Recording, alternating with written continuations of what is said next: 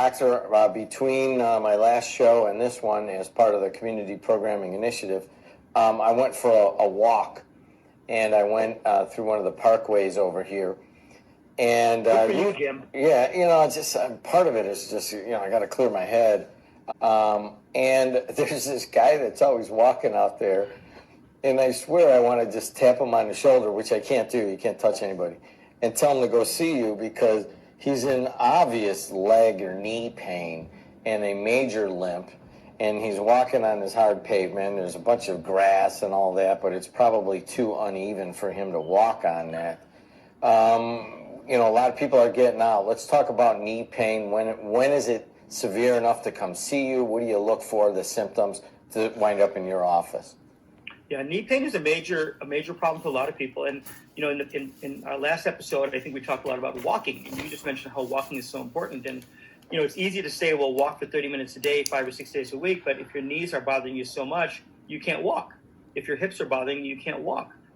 So there's a spectrum of pain where the pain isn't so bad and you're seeing the family doctor and getting anti-inflammatory medicines like ibuprofen or that kind of medicine to help treat your pain. Then there's the other end of the spectrum where patients have such severe pain they end up with surgery because they've got really bad disease in their knees. I'm dealing with all those patients who are in between. The in-between patients sometimes suffer a lot and they're unable to function normally, and we want to find options and solutions for them. You can do some things for your knees to help control some of that pain. And that gets into a field that is a newly emerging field called regenerative medicine. And in regenerative medicine, what we're doing, we're trying to use the body's cells. You've probably heard of stem cells. We're using the body's own stem cells to help heal different parts of the body. We can't inject stem cells in a patient nowadays, even though you see advertisements for this in airplane magazines and even on billboards on 294. Those are very misleading because they're not actually injecting stem cells. They're really not legally allowed to do that. But we are able to inject certain things that stimulate stem cell growth. And those are some of the things we can do for knee pain. So let's get a little more specific on that. I mean, somebody comes in. I mean, right now, I guess the big concern is people have put on some weight over the holiday or over the winter, but they really don't have anywhere else to go. They're not going out to movies. They're not going out for dinner. They're not going out to bars. They're not going out to the beach. They're doing nothing. Then all of a sudden they're going to step outside and start, trying to use their knees. I mean, I know you advocate for that, but, they get the pain. It's so bad I can't take it. They wind up on your step. What are some of the, is it physical therapy? Is it interventions? What are some of the first steps? Well, first thing is you want to check with your family doctor. If he hasn't got any solutions for you, if you've had physical therapy to try to strengthen the muscles around your knees, for example, the quadricep muscles, you strengthen those muscles, it takes some of the load off the knee, and perhaps you're able to function more, you're able to walk. But if you get to the point where you can't walk across your home or walk to your car without having significant knee pain, or you cannot walk down the steps in your house or up the steps, then that's pretty serious. You need to do something about that. I'll give you my own example. I actually I ran track in high school, 800 meters, and I also ran up until my 20s, and then I stopped running, sort of in medical school and in the years after that. But I picked up running again when I was 40. And I ran quite a few marathons and half marathons, and I caused a lot of damage to my knees. And that damage is arthritis related, is degenerative joint disease in many cases. I have a torn meniscus. Some other structures are also torn in my knee. And for a long time, I was able to walk without any trouble. But a time came where I was actually having trouble walking. By 2 or 3 o'clock in the afternoon, after walking all day between patients, I'd start feeling some pain. So I investigated something called PRP. This is maybe 3, 4, 5 years ago. We started getting into regenerative medicine. And something called PRP is platelet-rich plasma.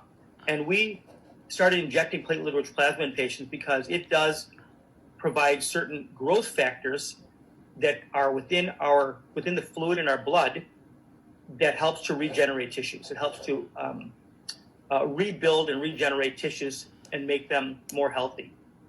And what happens is PRP, platelet-rich plasma, is one product. I'm going to talk about 2 products. One is platelet-rich plasma. The other one is AmnioFlow.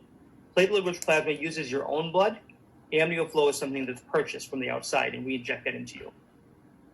Platelet-rich plasma what we do is we take blood from your arm, from an IV, from a vein in your arm, and that blood is extracted by the nurse, and then that blood is put into a centrifuge, and there's a pretty carefully designed system by which we spin that blood down, and we separate out a layer of that blood. The layer of blood we separate out is the plasma layer, not the layer with the cells. We don't want the red cells and the white cells, the cells that make your blood look red. We don't want that. We want the clear fluid that is rich in platelets, because platelets are what your body uses to clot and to heal damaged areas in your body. If you get a cut on your hand, what happens is quickly platelets get to that area, and then they help to clot the blood and help seal the tissues together.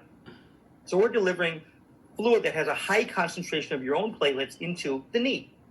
And we put that in the knee, and that helps to rebuild the knee.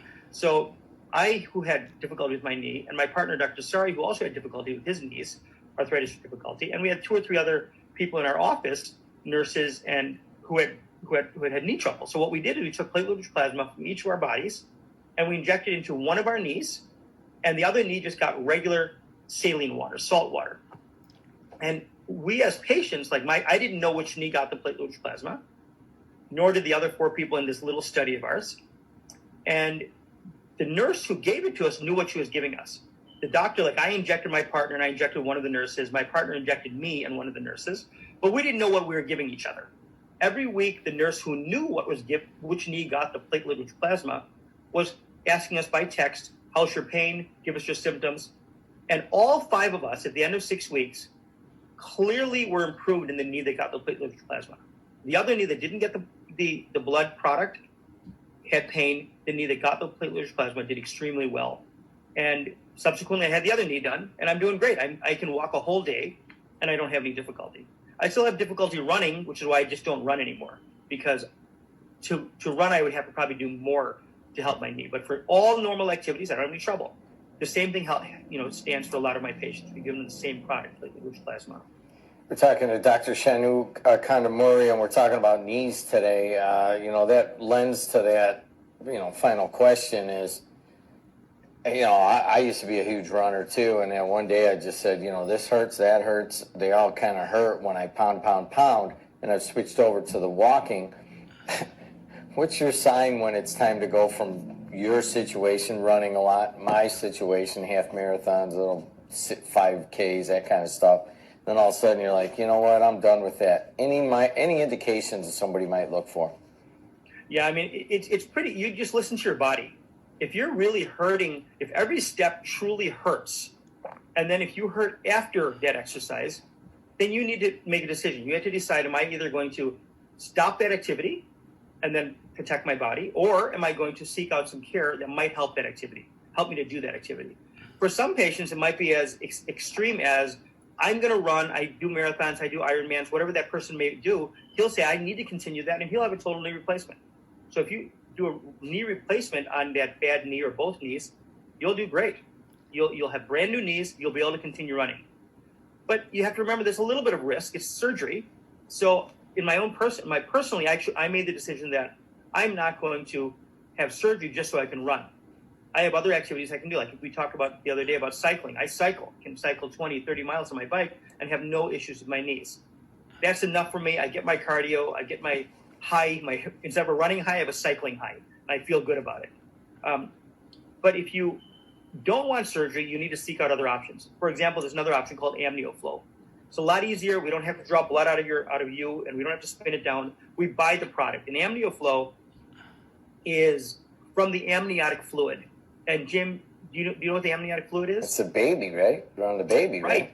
So when you're a fetus inside your mom's womb, for those 9 months that the fetus is growing inside of mom, there's a fluid that surrounds the baby in the sac that he's sitting in. So the fetus is in that sac. The fluid that surrounds the sac is called amniotic fluid. And then amniotic fluid contains amazing growth factors and nutrients that keep the baby alive and help the baby to grow and protects the baby. So what they did is they took normal moms who had normal full-term cesarean sections, got their consent, and via the appropriate FDA protocol, they took the fluid out when the mom delivers. The fluid is taken out, then they process the fluid, and they process it in a way that it retains and preserves all the growth factors. All the cytokines and the nutrients and the proteins that are in the fluid are preserved. There are no cells in amniotic fluid. We don't want the blood cells. We don't want the red cells or white cells. We only want the products that regenerate tissues. So now that amniotic fluid product, which is called AmnioFlow, is a commercially available product, and we buy that product and we give it to our patients in a similar way. We inject it right into the knee using either an ultrasound to look into the knee or an X-ray guided technique to look in the knee. We simply inject it in there. Patients do great. They have excellent relief of pain because we're giving them the factors. Those factors recruit stem cells from your body. So your body has stem cells. We're not giving them to you, but we're giving you factors that help to recruit your own stem cells. So now you can have pretty darn good relief and function in a knee that previously was pretty non-functional. He is Dr. Condor Murray. He breaks it down and makes it simple, something that is obviously very complex. Doctor, thanks a lot. We'll talk next week and we'll pick a topic. But today, knees and platelet-rich plasma and AmnioFlow. And most of all, get out there and do something while the coronavirus Keep exercising. Yes, keep exercising. Your body and your mind. Body and mind. Don't forget the other part, right? Forget the mind. And maybe, just maybe, we won't say this, maybe your soul just a little, right? And your Body, soul. mind, soul. Absolutely. There it is. All right, thanks a lot, Doctor. We're going to end that with Dr. Condor Murray. And